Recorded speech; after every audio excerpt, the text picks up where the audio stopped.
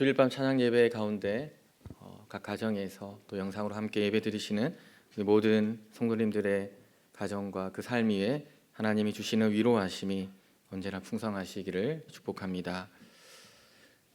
2019년 백상예술대상 시상식에서 TV 부문 대상을 받았던 김혜자 배우의 수상 소감이 당시에 꽤 화제가 되었습니다. 50년이 훌쩍 넘는 연기 경력과 셀 수 없는 수상 경력에 빛나는 대배우의 진심 어린 수상 소감은 행사에 참석한 모든 사람들과 시청자들에게 심금을 울렸습니다. 그녀는 시청자들의 성원에 감사하다라고 하는 인사와 함께 지금 우리는 위로가 필요한 시대를 살고 있음을 느꼈다라고 자신의 심정을 말했습니다. 이어서 지금 삶이 힘든 당신, 후회만 가득한 과거와 불안하기만 한 미래 때문에 지금을 망치지 마세요. 오늘을 살아가세요. 눈이 부시게 당신은 그럴 자격이 있습니다. 라며 드라마 대사로 시청자들에게 위로의 마음을 전했습니다. 과거와 미래, 그 무엇으로도 위로받을 수 없는 고단한 하루를 또 고단한 오늘을 살아가는 현대인들에게 주는 그녀만의 위로였습니다.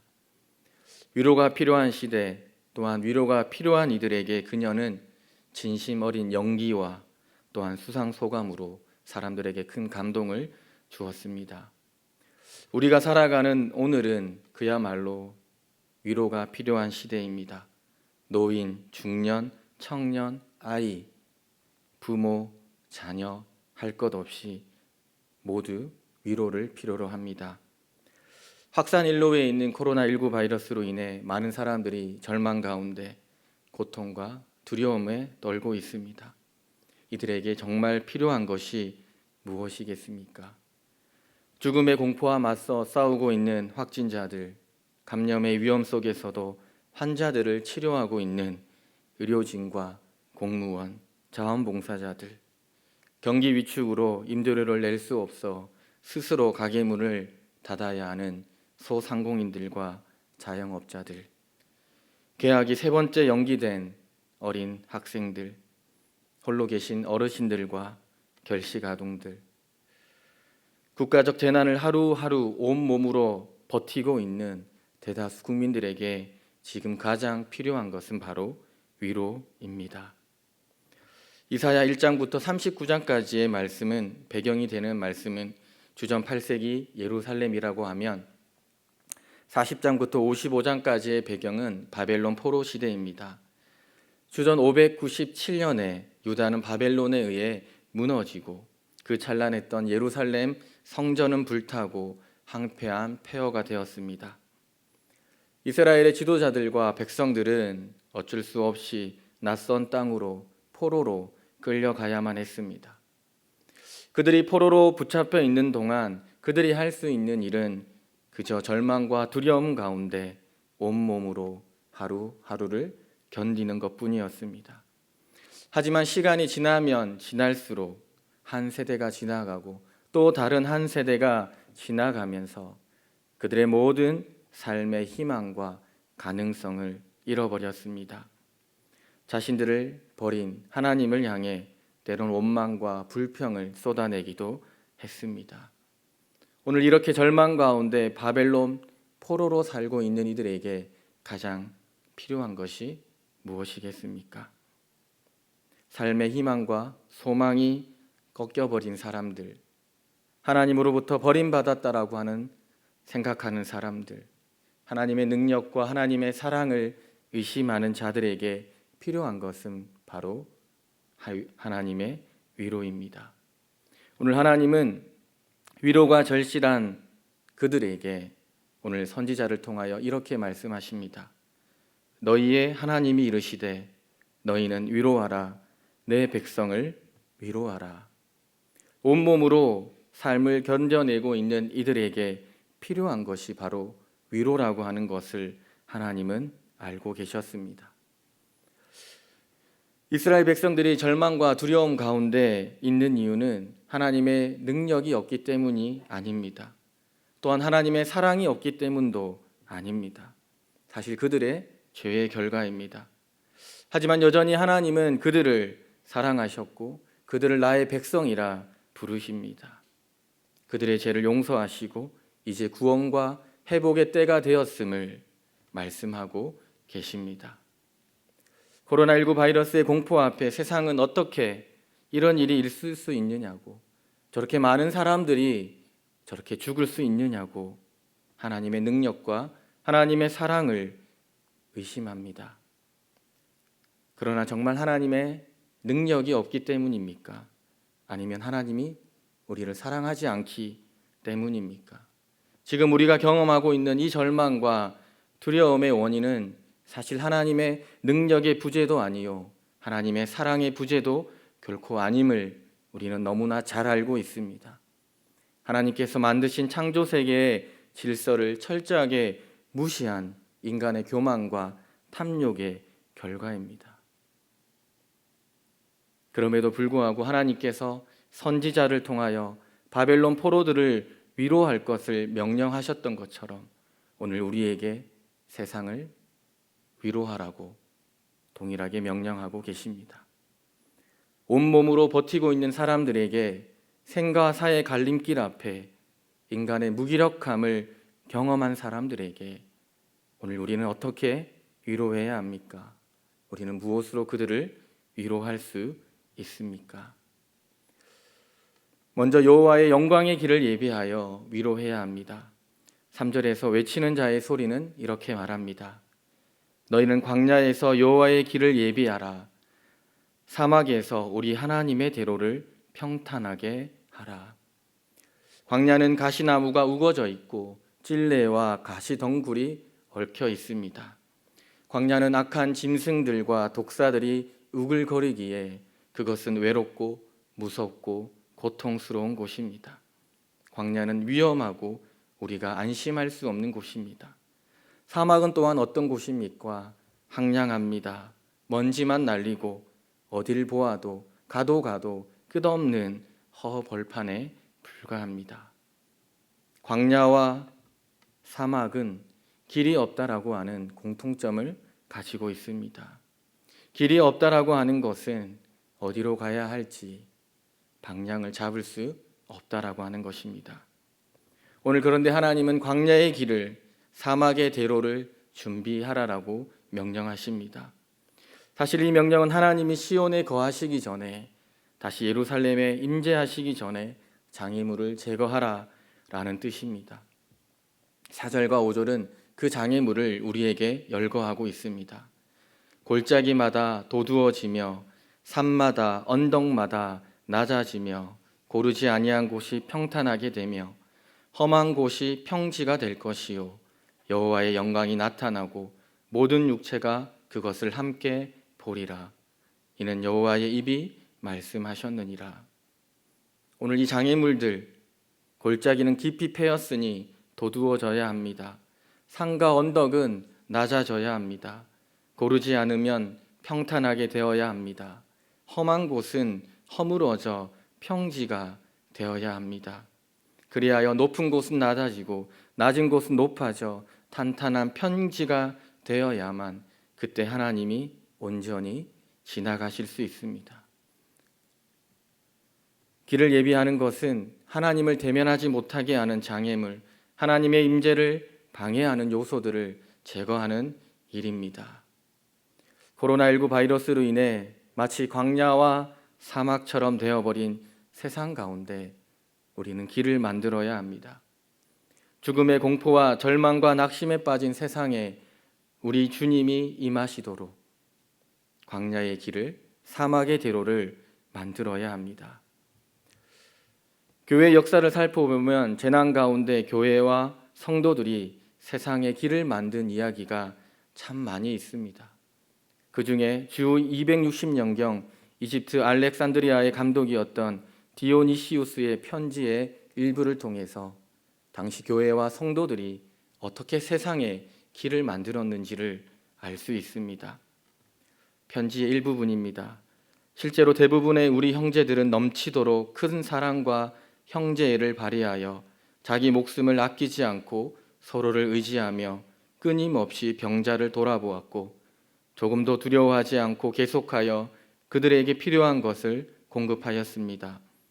그들은 다른 사람들과 이웃에게서 그 병에 점령되었으면서도 자원하여 환자들의 입에 음식을 넣어주므로 자신의 고통을 자초하였습니다. 많은 형제들이 다른 사람들을 치료하고 건강하게 해주고는 자기들은 죽었습니다. 한국 교회는 어떻습니까? 한국 교회는 광야와 사막 같았던 민족의 역사 가운데 길을 만들었습니다. 자연재해가 일어나면 가장 앞서 구호 사업에 참여하였습니다. 3.1 운동 당시 타 종교에 비해서 교세가 가장 적었지만 민족의 독립을 위해서 가장 많은 성도들이 고초를 당했습니다. 산업화에 기여했을 뿐 아니라 산업화로 야기된 사회적 문제들을 해결하기 위해서 끊임없이 노력했으며 독재 타도를 외치며 민주화에도 큰 기여를 하였습니다. 한국 교회는 민족의 절망과 낙심 중에도 어둠 가운데 한 치 앞도 볼 수 없을 때 그때에 세상을 위로하였습니다. 세상에 갈 길을 만들었습니다. 주님의 임재를 소망하며 한국 교회는 그렇게 길을 만들어 갔습니다. 교회는 세상과 담을 쌓는 곳이 아니라 교회는 세상의 길을 만드는 곳입니다. 하나님의 임재, 하나님의 나라를 소망하며 그 세상에 길을 만들어야 합니다. 코로나19로 인해 절망과 슬픔 가운데 있는 이들을 우리는 위로해야 합니다. 주님의 임재를 소망하며 길을 만드는 우리 교회와 성도가 되시기를 바랍니다. 두 번째는 영원하신 하나님의 말씀으로 위로해야 합니다. 6절에서 말하는 자의 소리가 선지자에게 외치라라고 말합니다. 이때 선지자는 내가 무엇을 하리이까? 라고 즉시 방문합니다. 말하는 자의 소리가 이어서 이렇게 말합니다. 모든 육체는 풀이요 그의 모든 아름다움은 들의 꽃과 같으니 풀은 마르고 꽃이 시듬은 여호와의 기운이 그 위에 불미라. 이 백성은 실로 풀이로다. 풀은 마르고 꽃은 시드나 우리 하나님의 말씀은 영원히 서리라 하라. 말하는 자는 육체는 풀이고 아름다움은 들의 꽃이다 라고 말합니다. 여기서 풀과 꽃은 인간의 연약함과 유한성을 의미합니다. 동시에 하나님의 기운은 하나님의 능력, 하나님의 전능하심을 의미합니다. 하나님의 능력은 풀과 꽃을 마르게 하고 시들게 할 수 있습니다. 비록 바벨론이 아무리 강하여도 결국은 사라질 운명이라고 하는 것입니다. 이 땅에 영원한 것은 없습니다. 인간이 만든 것, 그 모든 것이 찬란한 이 모든 것의 영광은 찰나라고 하는 것입니다. 오늘 그래서 바벨론이 만들어낸 모든 체제와 제도, 아무리 전통과 역사를 자랑할지라도 바벨론이 만들어낸 인간의 모든 것들은 유한하기에 이스라엘 백성들을 향한 하나님의 구원과 회복의 뜻은 결코 좌절되지 않는다라고 하는 것입니다. 구원과 회복을 약속하신 하나님의 말씀은 영원하기 때문입니다. 그 하나님의 말씀은 불변하기 때문입니다. 절망과 두려움 가운데 있는 이들, 온몸으로 삶을 버티고 있는 이들에게 우리가 무엇으로 위로할 수 있습니까? 영원하시며 불변하신 그 하나님의 말씀이 진정한 위로가 될 것입니다. 코로나19 바이러스 앞에 지금까지 인간이 쌓아올린 과학기술과 윤리, 도덕이 얼마나 부질없는 것인지 우리는 묵도하였습니다. 늘어나는 확진자들을 수용할 수 없어서 치료받지 못한 채, 주사 한 대 맞아보지 못하고 많은 사람들이 죽었습니다. 의료 시스템과 사회 보장 제도는 한순간에 멈추고 창조자가 되려 했던 인간의 과학기술은 마비되었습니다. 마스크와 손 세정제를 매점매석하고 사재기하는 사람들의 이기적인 행동은 인간이 얼마나 비열하고 인간이 얼마나 잔인한지를 우리에게 보여주었습니다. 특정 국가와 특정 지역, 외국인과 확진자에 대한 근거 없는 비난과 혐오는 이미 도를 넘었습니다. 지금까지 자랑스럽게 쌓아 올린 인간의 문명, 철학, 윤리, 교양, 이 모든 것이 눈에 보이지도 않는 코로나19 바이러스 앞에 마치 모래성처럼 모두 무너졌습니다. 인간이 만든 그 어떤 것도 영원하지 않고 완전하지 않음을 우리는 보고 있습니다. 그래서 인간이 만든 것은 인간을 위로할 수 없습니다. 교회는 무엇으로, 우리는 무엇으로 재난을 당한 세상을 위로할 수 있습니까? 우리를 향한 구원과 회복의 말씀, 영원히 우리를 사랑하신다라고 말씀하시는 그 하나님의 말씀이 위로가 될 줄 압니다. 우리가 처한 지금의 상황이 이성적으로, 때론 감성적으로 이해할 수 없다 할지라도 하나님은 우리에게 말씀하십니다. 우리를 영원히 사랑하신다라고. 그 변하지 않는 그 하나님의 말씀을, 이 희망의 말씀을 세상에 노래하는 교회와 성도가 되시기를 바랍니다. 마지막으로 여기에 하나님이 함께 계심이 위로입니다. 9절에 하나님은 아름다운 소식을 시온에 전하는 자에게 또한 이렇게 말씀하십니다. 아름다운 소식을 시온에 전하는 자여, 너는 높은 산에 오르라. 아름다운 소식을 예루살렘에 전하는 자여, 너는 힘써 소리를 높이라. 두려워하지 말고 소리를 높여 유다의 성읍들에게 이르기를 너희의 하나님을 보라 하라. 하나님은 선지자에게 승리하신 하나님이 예루살렘에 입성하신다라고 하는 이 아름다운 소식을 모두에게 알리라 라고 명령하십니다. 선지자가 이 명령을 받고 높은 산에 올라가서 외쳤습니다. 높은 산에 올라가서 두려움을 떨쳐버리고 사람들에게 이것을 알리는 이유는 하나님을 보게끔 하기 위함입니다. 너희는 하나님을 보라 라는 말씀은 세 번역으로 여기에 너희의 하나님이 계신다라고 하는 뜻입니다. 수십 년 동안 포로 생활로 인해 말할 수 없는 상처와 아픔을 간직한 이들에게 가장 좋은 치료제는 함께입니다. 오늘 하나님이 자신들의 상처를 감싸주고 동일하게 아픔을 느끼며 함께 공감하고 있다라고 하는 것, 그것이 가장 큰 위로일 것입니다. 코로나19 바이러스로 인해 사람들은 또한 세상은 우리에게 질문합니다. 하나님이 어디에 있느냐? 하나님이 있다고 하면 이런 비극적인 상황이 있을 수 있느냐라고 세상은 우리에게 질문합니다. 이 질문은 신학적으로 답하기 어렵습니다. 이 질문에 대해서 우리는 섣불리 그리고 함부로 말할 수도 없습니다.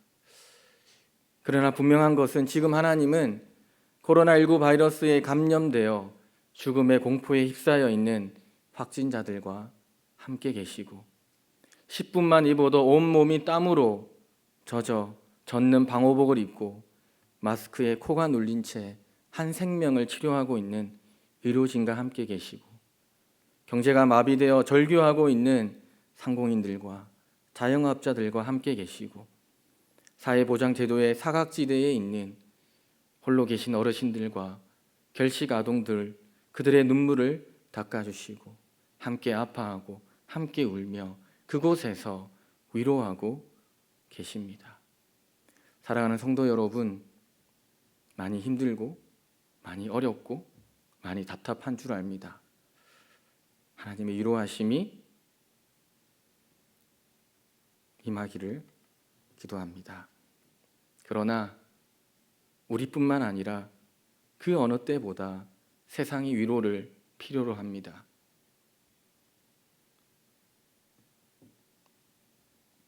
세상을 위로할 시간입니다. 우리의 진정한 위로자 되시는 하나님의 임재를 소망하기 원합니다. 영원하신 하나님의 말씀을 신뢰하고 강야와 사막 같은 세상에 길을 만드는 주님의 몸된 교회와 성도가 되시기를 바랍니다. 기도하시겠습니다. 신실하시며 성실하신 하나님, 이 땅을 향한 하나님의 약속은 변하지 않았으며 인간을 향한 하나님의 사랑은 여전히 끝이 없음을 믿습니다. 오늘 우리가 겪고 있는 이 절망과 두려움은 하나님의 능력과 하나님의 사랑의 부재가 아니라 하나님께서 창조하신 질서를 떠나 채울 수 없는 인간의 욕심과 탐욕을 채우려고 한 우리의 교만과 오만 때문입니다. 주님, 부디 우리를 긍휼히 여겨 주시옵소서.